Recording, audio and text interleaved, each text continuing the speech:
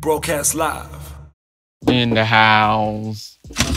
What's up, Cat? Ooh, hey. What's up, Cat? You good? Goodness. We out here, we out here. Thanks for coming through, my bro. Let's get it in. Let's get it in. Straight out of Cape Town. CPT. Kash. I don't mean you say you can't speak Afrikaans. Yo, dog, I'm bad at it. Like, All right. What's happening? What's up, bro? Thank you for having me. You good? Goodness, sir. Easy. We got KashCPT. Blessing. Is it Kash Cape Town, Kash, or just KashCPT, or just KashCPT, or just Kash Cape? Kash mostly, but KashCPT, like on the brand. What's your real name? Kelsey, like grandma, like Fraser. Yeah. No one gets that one when I say like Fraser, then they're like, hey, who's that? You know, like it's one about Lord of the Rings or yeah, like Dodo, yeah. I get you. Yo, bro, thanks for coming through, man. You know. Thank you for having me. Nah, I just had to be. I was put on you, you know, a while ago, and firstly, I want to ask you because you asked a very, very important question, right? Okay. Very important question. It could be the most important question of the year. Okay. Right? If your neighbor's Caucasian, are you in the suburbs? Yo, from the lemon pepper, yeah. Facts. Yo, facts. Funny enough, my neighbors are Caucasian, like, yeah. And I put that bar in because I was just on some, everyone in the house, they felt weird about noise and stuff, and I was like, yo, we love you, like, we paid to be here. Why do we have to worry about how we living here? Like, obviously we keep everyone else in mind, like, we know it. Yeah. You know, it's just weird, that one. Like, yeah. But where do you stay though? I stay in Deep River at the moment in Cape Town with my producer, Egotistic. Okay. So, but here's another question though. Shit. If your neighbors are black and you're Caucasian, are you in the township? Yeah, nah, it's not like that even. it's more like I say, people only take it seriously if like it's white people in the situation, you know. It's a stigma that's that hasn't discontinued for ages. So it's almost like we feel like we have to be a specific way around white people or whatever. And it's on some like I only say that because I used to feel guilty about like certain habits or the way I was around. Like it's weird, bro. That it's in my behavior, you know. And you like this when you see white people like that? It's not even. It's like you wanna feel like you wanna portray like a proper image of yourself around them. It's like the need, and it's unnecessary, which is why I brought that line up. It was like, yo, who am I trying to be besides myself? Why do I feel the need? Because it's deep. Like you go to a restaurant and you feel uncomfortable because people are watching you. It's one of the reasons I hate going out is like because of that. And it's a simple thing, and to explain it, it's almost like it's hard to explain it without someone getting triggered or, you know. Yeah.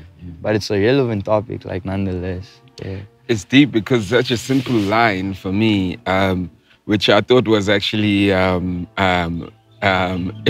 a provocative question, actually, you know. Yeah. It's a simple line has got so much depth. They could just go over someone's head and you're like, you know, actually, this is stuff that I'm thinking about, you know what I mean? Right. Am I in the suburbs because I'm dealing with Caucasian? Yeah, for real. But you like you rap, you know, and on the album, you know, you singing a lot though, you know. How do you? But like a lot of your freestyles, okay, you go rap, but how do you kind of like curate where I'm gonna rap, where I'm gonna sing? How do you decide that? Okay, so for this specific project that I just dropped now, Cape Town Radio 2. I wanted to just showcase, like the goal was to showcase versatility. And it's something that I take pride in showing, but also not something that I'd like to like boast about, you know. And rapping is something that I do. It's like how I started making music, even came in as a rapper. So it's always been one of those things that I've felt it's more easier for me to pen because it's poetry at the end of the day. But for this specific project, I don't want people to really just like box me in a specific sound. I more just wanted them to understand that it could go anywhere, like any direction. Like they never know what to expect. I want to familiarize them with certain sounds so that they can know like, yo, we want you in this bag or whatever, just to like test the waters. But trying different genres is something that I'm just trying to level up in and, you know, try and learn more and improve. Yeah. I mean, for me, what's interesting, you know, Cape Town is like really like there's no middle ground, you know. You're either heavy singing, or you're either hard rapping. Yeah. Facts. You know what I mean? I don't know. You know, it's like Cape Town has got like the purists of rapping, and they got and it's just the smoothest cats. You know, the smoothest cats are gonna fuck you up though. I feel it. Yo, for real. You are literally like a mix of both those. You actually, in my view, I haven't heard it so well mixed between the two. Right. You know what I mean? And once again, you know, it goes back to maybe there was a generation when we were younger that like you know, hip hop was like, oh yo, you ain't real enough, you know. Maybe maybe the audience and the youth in Cape Town there's a shift in like saying, look, we don't want to be either the harder singer or we can bring it back. Is that also the feeling with like the people that are receiving the new music? Definitely. I feel like the time that we're in also right now, it's like a time where everyone's just consuming whatever's just being put in front of them. So there's no right or wrong, I would say personally, in like the direction of sound. It's more to me, it's like the substance within the song. So I'll be listening to people and it's hard for me to specifically relate to a lot of my peers in this industry. And I won't say I don't relate to anyone. There are like a few names that I do really mess with. But it's like a thing of, as long as the song contains substance, to the point where it's not like, how do I say? There's a lot of ego in this game, in this sport. And it's not wrong to have ego. But just like with like how I put out singing and rapping and I try and fuse it in a way with this balance, there needs to be a balance. Like I believe that you can have ego, but there's a time and place for it, you know. It's not like a thing that, like, I don't know. I cherish genuine energy. I work off energy. Like everything I do is energy. And yeah, like that's one thing that I don't really like, which is why like if I rap or if I have something to say, I'll do it on a rap song just to show, like to almost like humble, like the people that are like saying whatever. And I don't really have time for like that type of stuff, but when I do, I just want to make my point like very direct. Yeah, that's crazy. That's crazy because I mean, I guess also when we start looking at substance and you from the generation of everyone that's popping now, you know, you get older people that go, I can't relate, you know, what are they guys, you know, but what are they saying, you know, and like what are they talking about? It's interesting to hear you go, you know, there's some stuff that, you know, you don't relate with your peers, it's nothing personal, but like do you feel that like also there's because of how easy it is to make the music, there's more people who are doing it all for the wrong reason. They're not focusing on the music. It's like ego first and then music after, and then you go music first, then have an ego for something. Yo, that's a good question.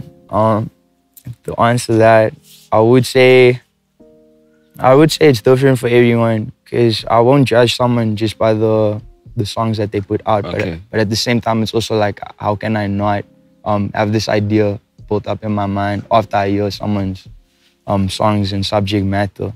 So I do feel like there are genuine people that are in it like fully because of passion, because it's what they want to do for a living. They just make shit songs. Yeah, and then you get the people that are actually just doing it for vibes. They're just on some like, yo, trying to be in the club, trying to, you know, live this crazy life that they want to show their followers. And I respect that. Like, I won't ever like judge anyone. Yeah. I'm in no position to judge, but I do see it, and it does come through in the music.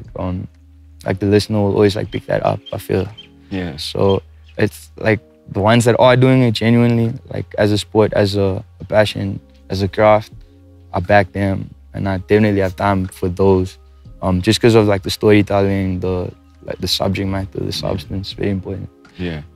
You know, and Cape Town Radio, your opening is Cape Town to Jozi. So what is it about Jozi? Is it Cape Town to Jozi, Jozi to Cape Town? What is it about Jozi? Okay, so I'm from. Besides, just as a side note, we got an immigrant here from Cape Town also. Oh no, we chopped it up.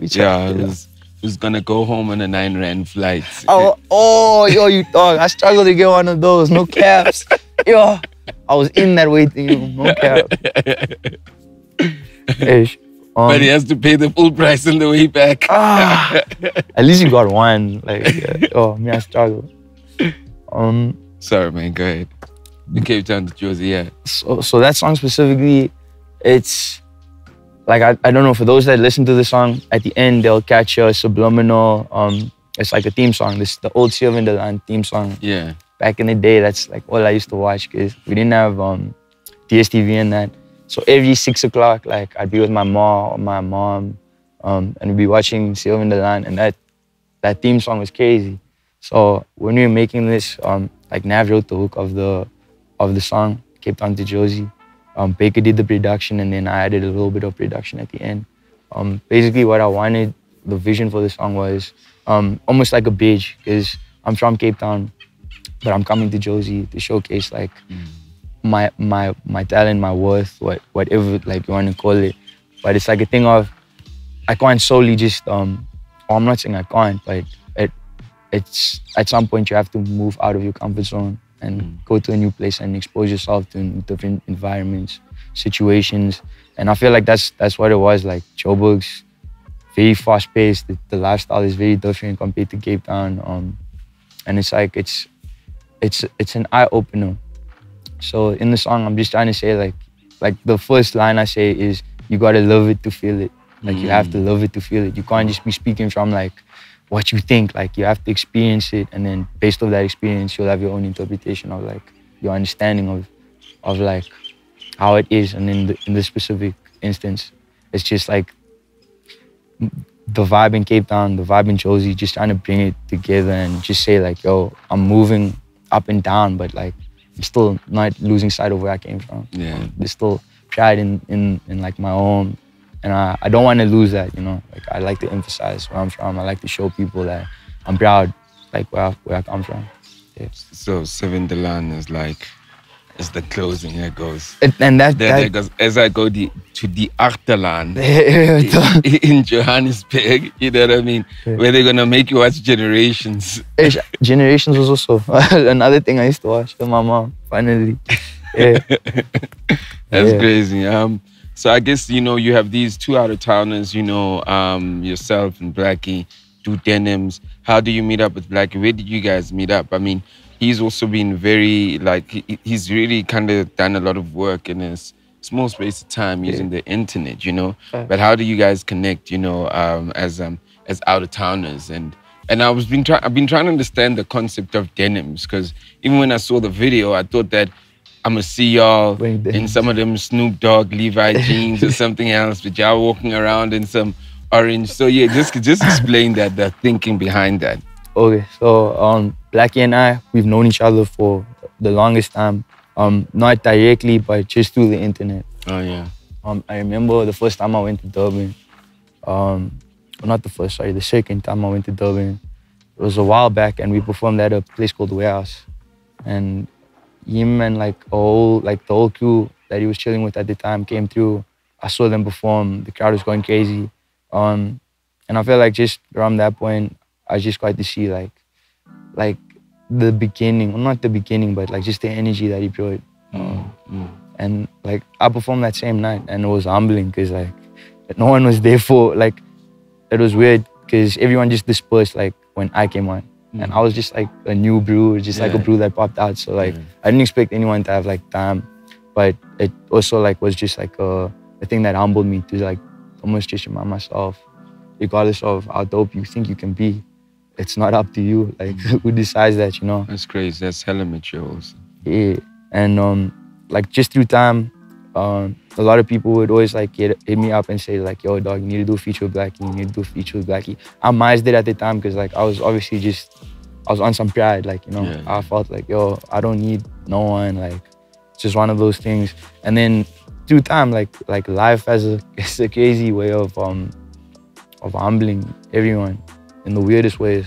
Like Blxckie blew up, we all saw that. and it was like, damn, like who's to say that like the kid that's like saying like, yo, we should work or whatever isn't like the next big thing, you know? No one can predict that.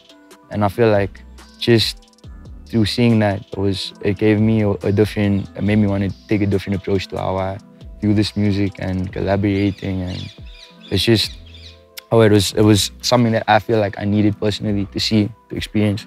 But through time we became close, like we became very close, and he's a genuine brewer. Like I genuinely just like appreciate being around him before the music, you know. And I feel that's important, just like I say with energy. So if the energy's good, crazy things can happen.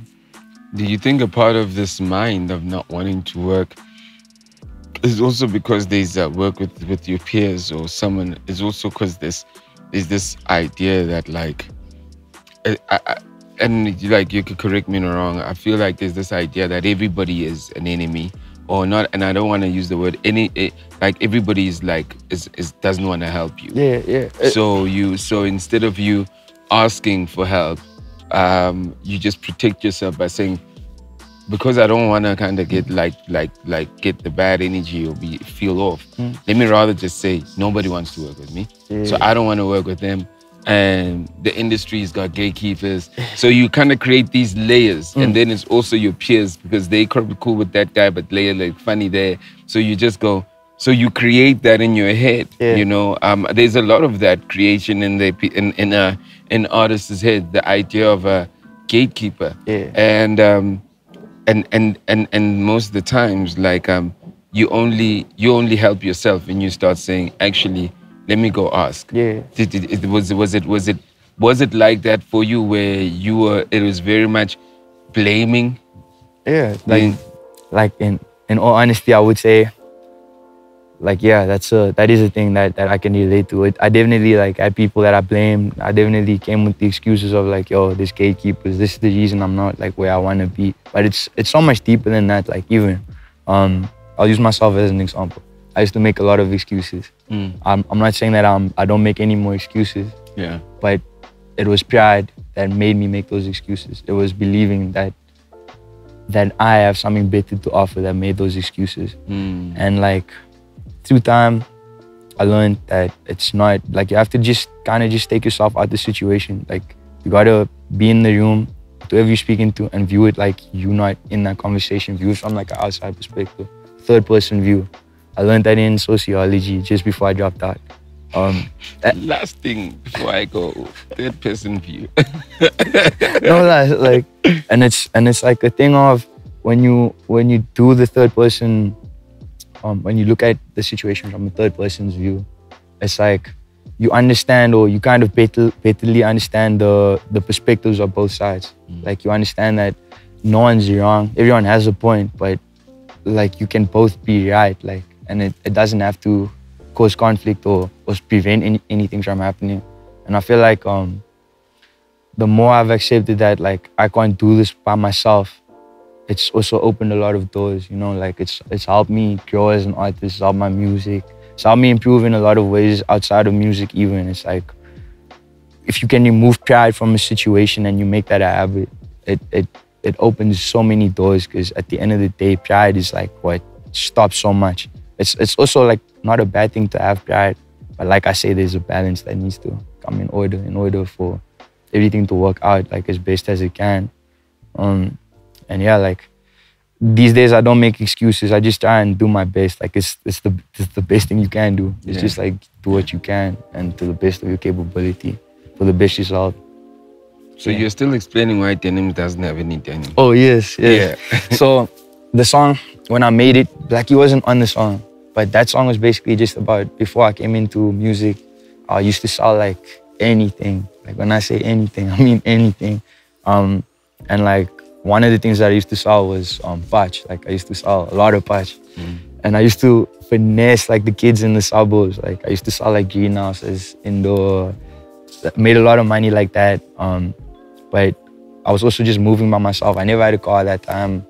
I'd make missions like by chain. So like if I had to do a job like far away, I'd take a chain, take a taxi, whatever, make my way there. And I'd always be carrying a lot of product on me. So the hooks, like I used to stuff all the G's in my denims. My mom I ain't going to jail. I'm riding in silence, but I'm not a felon. It's basically saying like, yo, I'm doing this illegal thing, but like, yo, I'm not like an illegal bro. Like, you know, like I'm just trying to make sure that I don't have to ask for money. I don't have to like depend on no one to like get stuff done. And also in the song, it just speaks on like morals, principles that I felt like were important. So I just emphasized on those, like, and yeah, like besides vibes, like it's just like kind of a mini backstory to like how I came into this before, like music. You make it sound cool, by the way. Bless you. It's like you got this whole I'm doing illegal things, but I'm not illegal. Yeah. Isn't it that like that? Isn't that just that the way it is anyway? Where you grow up, where the criminal is actually your friend. He's not a criminal. He's my friend. You know, to everyone's eyes, there's a different way that everyone will see everyone. Yeah. Like, I mean, I knew that like you were really like straight, and I really kind of appreciated when I heard what I like, you know, and I could hear that like you were like taking us into the Afropop bag there, you know what I mean? And I was like, okay, cool. You actually like you also trying to globally position yourself. That means you're seriously thinking about your career, about this thing, and you're not like looking at it as a for fun or hobby or by chance or by mistake or so-and-so. So it's like, that's why even your mind opens up and goes, I'm going to remove the pride because now it's almost like now you know what the world has. You know, when you only think the world is this small, you go, you literally like, I ain't going to ask. But when you start understanding that actually there's something bigger I want, that's when you kind of go, I'm going to ask, you know? So, and with what I like, I feel that that's where you like even that approach, the Afropop approach, right? What was the conversation when y'all got into that? So for that song specifically, Baker just made the beat. I was with Nav and Baker that weekend. We booked out a Airbnb just to finish the tape, and like it was at a point where Baker was just making the beats and then saying like, yo, I'm gonna go to bed now. It's like 1 o'clock, whatever. And then I kind of just like sat with the project. And after it's been something that I've been practicing, like prior to this year. It's I was inspired by my homie Jorjas World from Cape Town. A homie of mine, producer. You use the word practicing, that's key. As a side note. It's all practice. Like all of my works, it's practice, I believe, because there's never like you can tell that there's experience. But I don't consider myself a master yet. Like I'll maybe consider myself a master once I've achieved like these goals that I've set. And there's a lot of unrealistic goals that I've set also. But it's also to make me work to almost like try and achieve the impossible and get further, you know? Yes. If I don't limit myself, then I don't see any limits type vibes. And yeah, like doing that song, it was just like a R&B song or trap soul song. You just kind of have to get the message across without saying too many words. Because after at the end of the day, like it's more like a thing of we have to be able to dance to it more than like listen to what you're saying. We're not paying attention to like what you're saying. It's just got to come through with the vibes. Yeah. So I'm not really trying to say too much on my Afro, but also at the same time I'm trying to make it have substance in some way or another, the way I can. Like I'll try and fit or do the most in it. And making that song was also really dope because like the hook, I say Toto, and I didn't know what Toto meant until like I finished the song. I Googled it with my boy Grillz. Then we found out like it meant something crazy, and it kind of just fit with the song, but it was on some damn, I didn't know it meant that. Yeah. What did it mean? I'm gonna let like everyone needs to Google that. Like Google Toto. It's pigeon. It's like you guys will see what it means, but it's a double meaning. So it's basically like private part. It means private part. Yeah. I was just freestyling though, so I was on Toto, and then I found out, and it was just like, damn, that's crazy. They get it there, they'll get it there. That's crazy. You know, that for me actually is fascinating because the truth of the matter is that even when I'm listening to it and I'm hearing and you use the word, hey yo, we kind of practiced to do this, and we had to record it a couple of times, you know. 100%. It's like literally mastering the craft. Yeah. Do you know what I mean? 10,000 hours. It's the 10,000 hours, you know. And here's what's incredible, like what fascinates me. I know what the rap mind is like. You know, the rap mind literally is wordy. Yeah. Just to break down words and be simple is hard. Simplifying is, I feel like that's also been like something that I didn't fully get, because I just felt like I had a lot to say. But understanding that, like Jozi said it best, like you can't give them everything at once. You gotta like spoon feed them, give it in increments, get them used to it until they want more, and then you can kind of just add more and add. Like, yeah, I love pray for it. You know, yeah. I love pray for it. That's it's a motive. You know what I mean? Who's Shebi? So Shebi is just like a loved one. Like Shebi is like saying my love or my friend, my dear. Okay. It's pigeon also. Oh, okay. So I gotta ask, you know, you know. No, 100%. Yeah, 100%. That's crazy. Pray for it is dope. I mean, it like for me again, the mind for me is it's like a world song. Yeah. You know what I mean? Yeah. It's got a sense of it could be replayed in a certain way, and it could be bigger. You know what I mean? It's like really like a world song. You know. Where do you want to see yourself though in the world with some of these compositions that you're making?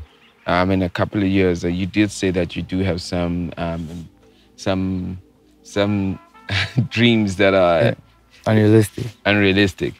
So if anything, I would just be happy.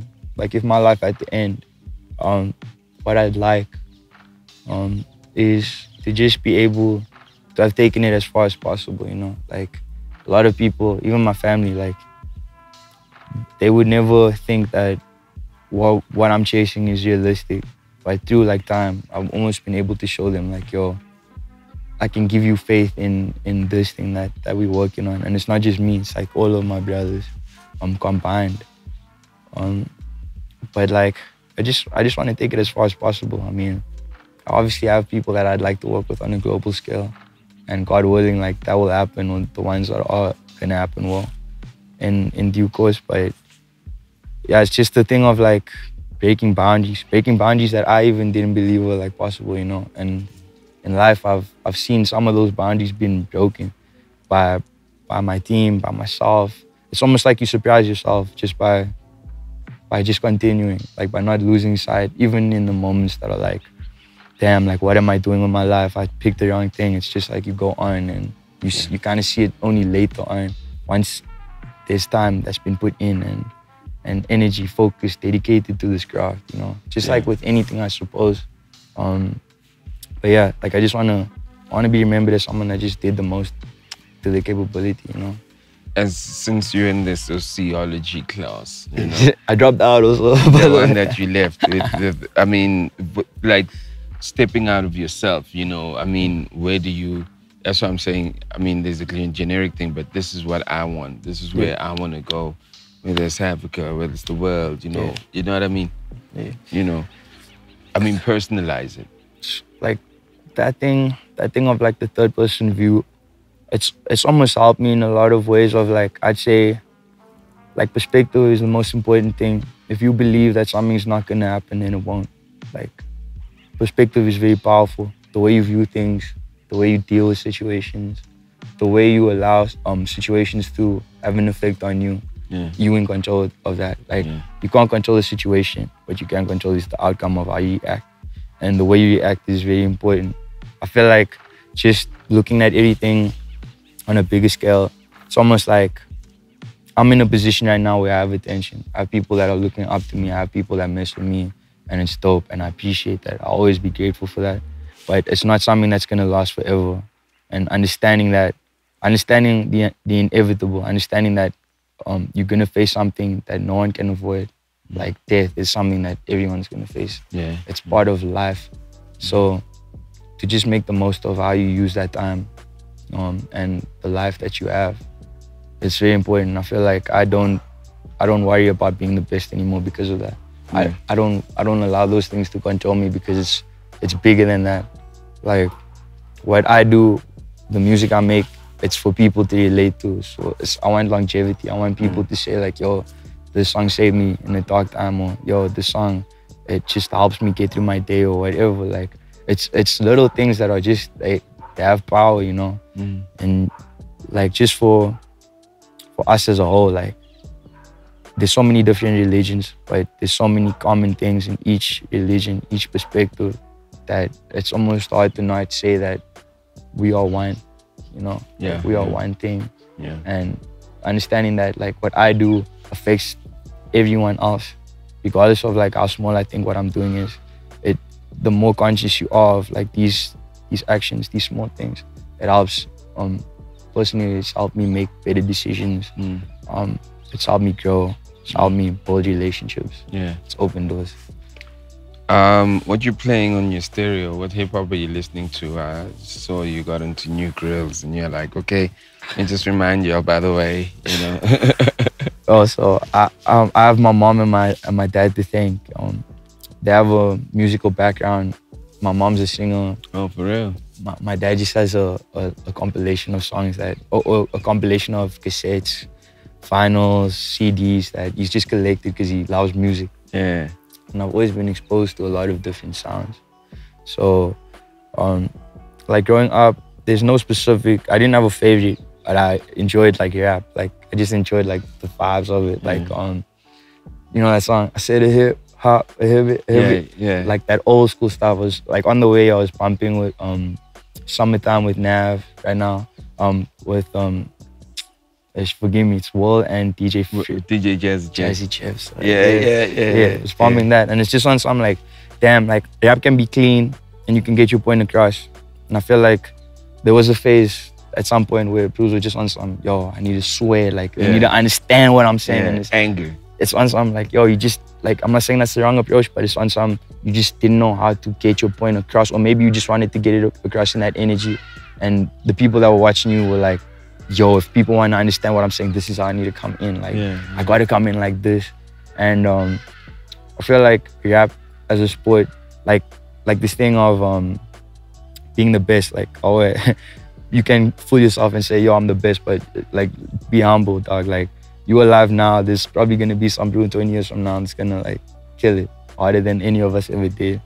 And I feel like I said, that's what humbles me.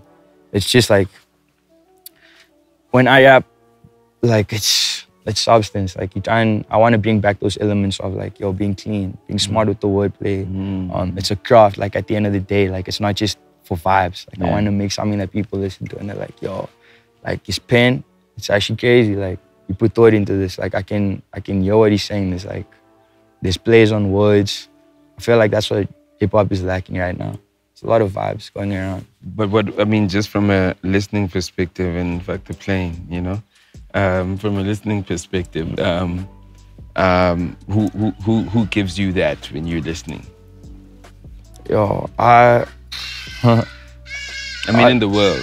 I draw inspiration from everyone. Like I won't say, like I don't have a favorite artist. That's the best answer. That means you're really into it. Yeah, like I draw my inspiration from everywhere, literally. Like there's not a genre that I don't really not mess with, because there's always something interesting about each genre, you know.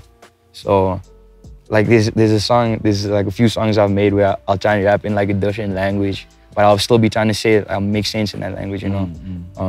I feel like there's no limitation in this sport. Like you can do anything. It's just like how you do it, you know. It's the way you do it that makes it special about the way you do it. And I take pride in that. Like for my rap stuff, I just wanna be saying like the real stuff, but I wanna be doing it like with my own style, my own spin on it. And some of the people that inspire that, like New Grillz was inspired by the cadence of Biggie and Tupac. Like if you listen to those, like I'm trying to find like the reference that I used. Biggie, can't you see? Like on that song, he's using like a specific cadence. I started the song like that. Yo, I only grow clothes, poke, and blunt smoke. Like I just wanted to paint the picture. Like at the end of the day, it's like storytelling. But like you said, like I said, it's on some the way you tell the story. It's interesting, keeps the viewer. I love it, man. I love it. I just love how you understand this. You know what I mean? It's so key. You know what I mean? Appreciate that. You know, I felt that like, you know, like I said, this album obviously you were showing, you're trying to flex something, and like even the Pray For Me is like for me is a great worldly song, you know. Hey man, there's some song there where you're singing, you know. I'm like, yo, is this still him? You know? Yo, man, you got an incredible voice. Side note, you know what I mean? Thank you. No cap. Thank you. Thank you. But one of my favorite tracks, and obviously, you know, I'm inspired by rap, and I love knowing people. I love understanding them. You know, I'm in this project. Georgia was my song. You know what I mean? I think that's so emotive. Like even what you were saying. You know what I mean? It's like things that I think come from a deep place. Yeah. You know. Yeah. Tell me about Georgia. Okay, so Georgia is my daughter, and I don't like on the internet. I don't like showing like my life, my full life on the internet. You know, it's like one of those things that I just feel like some things should be kept private, and there's a time and place for everything. But yeah, she was born just before I dropped Cape Town Radio 2. Cape Town Radio, sorry, which was my first mixtape. Like Cape Town Radio and Cape Town Radio 2 are just mixtapes. Just like Young did those 30 mixtapes. Yeah. These are like my 2 mixtapes. And the response that I've gotten so far, it's like people refer to it as an album. But it's more like me just trying to take my own interpretation of like what a mixtape is, you know? And like this specific song on Georgia, like of Georgia, was, like you said, like I went really deep with that one. Like on some, I didn't want to go that deep. I don't like giving these songs out to the world if I feel like they're not gonna be appreciated, you know? Yeah. And it's a song that means like so much to me as well. Well, I could feel that. Yeah, like whenever it plays, even like I don't hold back. Like I'm not someone that's afraid to like show emotions and stuff. Like if I want to cry, I'll cry. Like I won't care about like the next man beside me, you know? At the end of the day, like I know what I'm doing in my life. I know I'm doing like what I need to be doing. I'm present, you know? So just making the song about was just on some, I was trying to just be vulnerable as I could be. Speak about the one thing that motivates me in life, like that reminds me, that tells me like, yo, regardless of like how high I could get or how low I could fall, I'll always have this one soul that can just make me, it can bring me back like from my darkest place, or like, it's like my peace. And she's my peace, you know? And she's what I do it for, like, she's why I do it. And yeah, I just wanted to say that in the song. But tapping into that vulnerable space was crazy. It was an experience even for me. Like I didn't expect to say what I said. But it's just one of those things that when you speak about something that you feel heavily about, the words kind of just like pour out. Like it's not even, you don't even need to think about it. So I feel like that song was like the one thing that I struggled to maybe let go of, because it just because of the substance of the song and how much it means. But yeah, it's also one of my favorites. Thank you. I mean, on the Kash, on the remix, I'm sorry, not the remix, on the Youngster joint, you know, you guys say it's long overdue. What has been in the way? You know, one would assume that, like, come on, you know, Cape Town, CPT, what is it? You know, what has been on the way? I believe in divine timing. So I'll never try and rush anything. I believe things will happen when they're supposed to happen. And the only reason I believe that so, or have so much faith in it, is just because of experience of just, you know, kind of just like asking. Like I'm someone that prays a lot. Like I believe in God, but I believe in God in my own way, you know. Like I don't believe that any religion's better than any other religion. I believe like we all the same thing. So it's just the way that things happen. It's almost like it's hard to not see that things are happening how they're supposed to. As much as they may not make sense in the moment. And working with Young was obviously something that I really wanted to do for a long time. But at the same time, I also wanted it to be like a thing of, I'm not the only one that's like pushing for this, you know. I also want like, you want buy-in from both sides. And it's like, I'm very grateful that it got to that point where Like, you know, he'd invite me over to the block. We chill. Like, for the first time that I met him, the first few times that we chilled together, like, it wasn't ever about music. It was more just like, yo, come chill with us. Like, spend the day, like, as long as you want to, come play with us. Like, we're doing activities, getting to know each other beyond music. And like I said earlier with Blxckie also, it's very special to be able to have a connection with someone and then create with them, because it just makes it so much more powerful. I mean, you guys are on the same wavelength. But I definitely just think that the Young feature, like, we have a few songs now, like, that we just haven't released. We have 2 out at the moment. One on EP that he just dropped, Team's Money Can Buy, and this song now on Cape Town Radio too. And it's a dream come true, I won't lie. Like, it's surreal to think that someone you look up to, you'd be working with them at some point, you know. But it's humbling also, because it just shows me that, like, the things that we could pray for in life, they come true eventually at some point, you know. And to understand when these things happen, to not take them lightly, because it's something that it's a result of just praying and being persistent and consistent that allows these things to happen. Like my stepdad always says, hard work and planning is the cause of good luck. Like, the more hard you work, like, the harder you work and the more you plan, the more luck you'll have. And it's a simple concept that I feel like it has so much power, just because, like, the power of consistency. Like, you can't stop consistency. Yeah. You know, eventually it shows. Like, it shows, it builds up. And so, yeah, like, it's one of those things that I'm grateful that it happened in the time that it did, because it made it just that much more special to have a song with Young. Yeah. Yo, my G, thank you for coming through, man. Thank you very much for having me. And great meeting you. Likewise. You know what I mean? I'm out here with KashCPT, Cape Town Radio, Cape Radio 2. Kapstad Radio 2. Go scream it. He said Kapstad, I said Cape. Same thing. You know? Yeah, in Joburg is Cape Radio, and you're doing Cape Town interview, Kapstad Radio. You know, what's the radio in Afrikaans? Yo, forgive me, my Afrikaans is bad. Like, Kapstad Radio. It's radio, actually. It's actually like radio, but you say radio. I'm gonna go with that. I'm sure it's not, but I'm gonna go with that. Kapstad Radio. Radio. Yeah, no. Go get that. Go stream that album, man. Your streaming platform. Thank you, my bro. Good luck for everything, man. And keep shining. I love your energy. I love your mind. And I hope this humility literally, like, creates, like, incredible blessings, you know, for you. And it doesn't change you, you know. You only get blessings based on how you're able to receive them. You know, so if you keep this and you get and you receive, but you keep this, you get more. Because the world doesn't give fools what they can't handle. You know, 100%. The world doesn't give fools what they can't handle. And fools are called fools because they could handle it, but they actually mishandled it. Yeah, I'm with that 100%. Yeah. I should have made a rap. I should have been a rapper.